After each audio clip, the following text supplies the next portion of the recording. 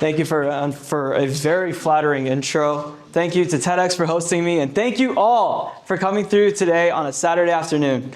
My name is Khani. I'm the founder of MTC, and today I'd like to start this off by spoiling the ending right from the start. We're at 2,000 students with MTC, 30 plus chapters across North America, and 2 years after our initial inception, we are now building one of the largest presences in the entire continent for Muslim tech talent. So a year ago, I was standing in a packed room in Atlanta for a founders event that we were hosting through Georgia Tech, and someone comes up to me and says, "Hey, you're the guy that started MTC, right?" And bear in mind, this is my first time in Atlanta ever. And that was when it hit me that we weren't just running a college club anymore out of Berkeley 2 years ago. This was something now much bigger than myself, than the community that I myself had grown up in. This was a thing that people believed in. And now, a year later, it was a movement starting to just spread like wildfire across the country. And the funny thing is, 2 years ago, when we were first just getting things started, it almost didn't happen. Because 2 years ago, I was a sophomore in college, fighting for my life at one of the hardest schools in the world, UC Berkeley. The reputation for it being very difficult is well earned. And I was fighting to pass my classes. I was by no means top of my class. I was at best average. I was trying to land an internship, and really, as a sophomore in college, find my own path. What was I going to do with my life? Today, I find myself in a dramatically different position. One marked by opportunities that I could have never fathomed would exist in just my sophomore year of college. And more importantly, surrounded by people who push me to be a version of myself better than what I could be on my own.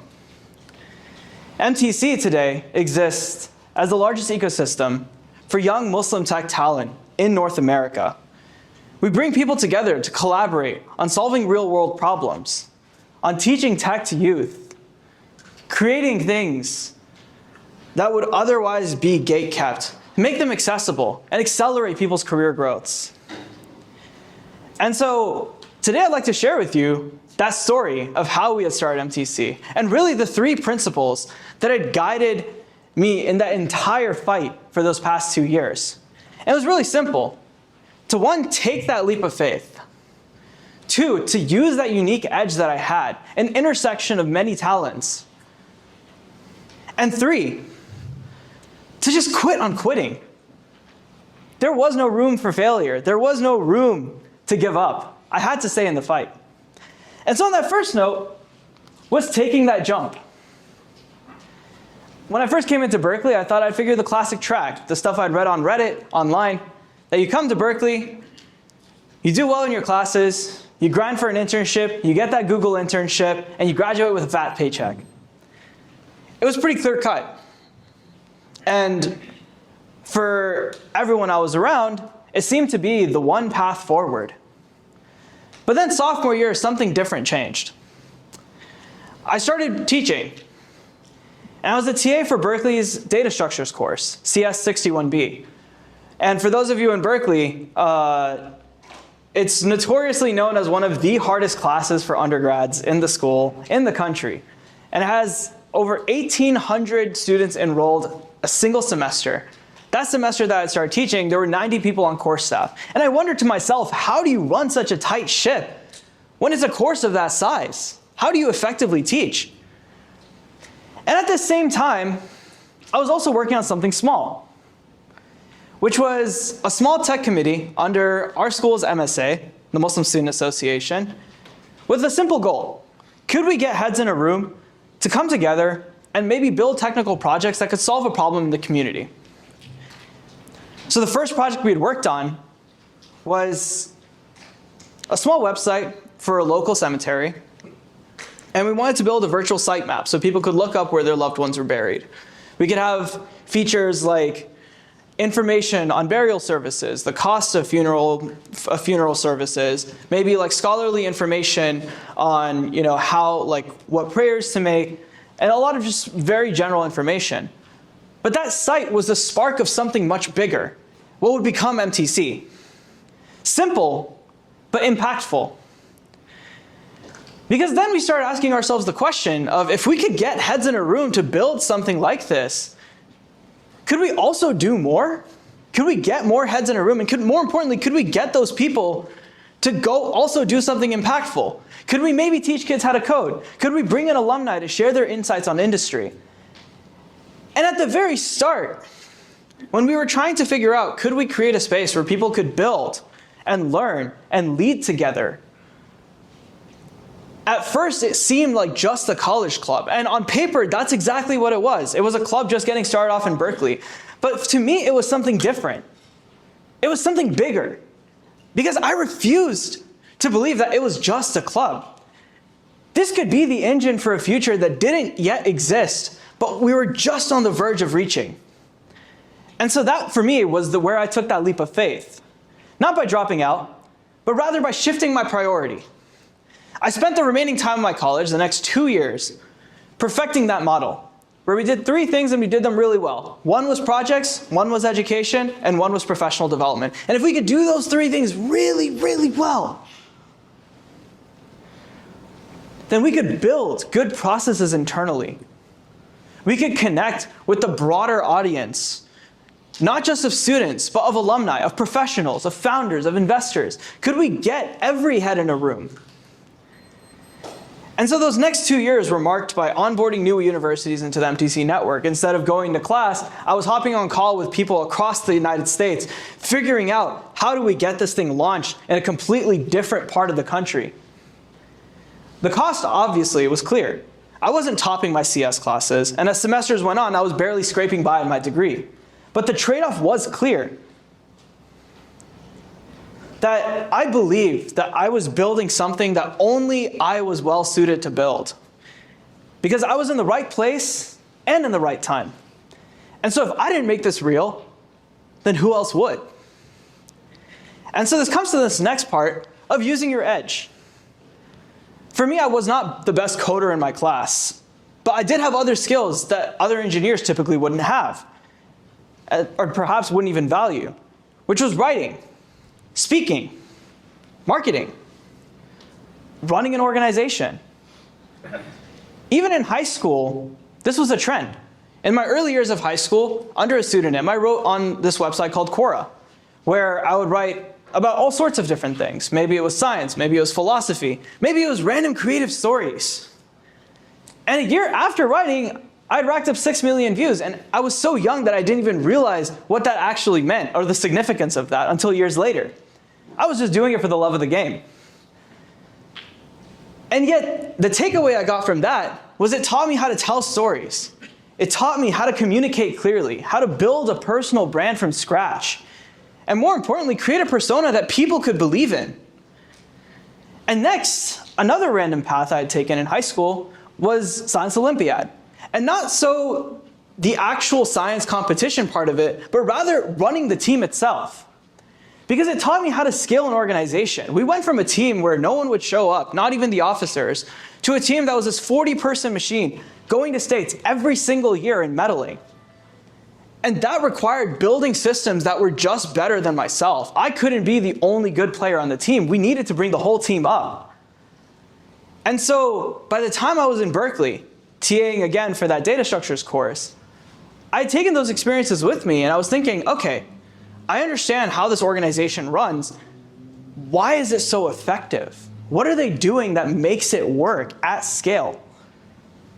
And so the key obvious reason was that they were obsessive about feedback. And they would take that feedback and iterate and iterate and iterate and iterate.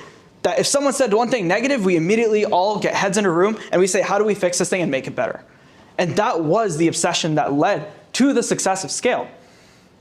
And so all of a sudden, when it came back to MTC, we were taking all of these different seemingly random things, writing on Quora, running a Science Olympiad team, teaching a CS class. And now you could take those meta skills and intersect them in a way that was uniquely suited to build MTC from the ground up. Because there was someone that had to be there that could speak the language of engineers, but also speak the language of communities. And so my edge then wasn't really perfecting one skill, but rather intersecting them in a way that was uniquely mine. And so now that we have this conversation of taking this leap of faith and intersecting those skills, came the third part, which was just staying in the fight. And that really is the hardest part. Because the early days of MTC were brutal. The one phrase I'd always hear in those very 2 years was, okay, is MTC going to get you a job? And my answer to that was, well, I didn't have an answer. Because what would I say to that? But to me, that was also a question that missed the point. That was the only value of your college years, just to put stuff on a resume? Internally within MTC, we also had a lot of fire. We were dealing with politics, team members leaking conversations to other organizations. We had people trying to take control of MTC from other organizations.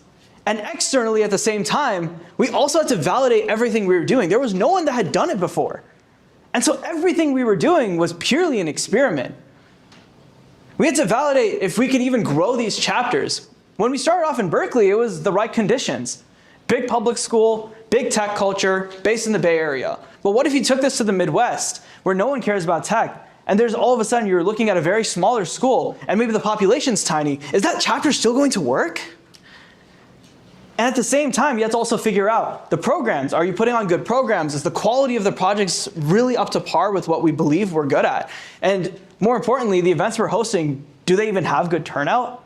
Because half the time, we could put on an event, and if we time it wrong, no one shows up. And there have been instances of that. And yet, the most important thing of that came out of every single one of these experiments that we were running, not just in Berkeley, but across the United States, was that we were failing over and over and over and over again. There were chapters that had the most hype built around them that fizzled out after day one. And yet there were the seemingly unassuming chapters that all of a sudden scaled to hundreds of people. But the biggest part of that was failing repeatedly. Because again, the most important part of experimentation isn't figuring out the one way that works, it's figuring out the 10,000 ways that don't work. Because that leads you to the right conclusions. And so one of those bigger experiments was, after our very first year of existence, we had launched a summer program called Summer Sukhba. And the idea was very simple. You have a bunch of people coming in to intern at this big city. Maybe it's San Francisco, maybe it's Dallas, maybe it's Austin, maybe it's New York, maybe it's Chicago, maybe it's Seattle.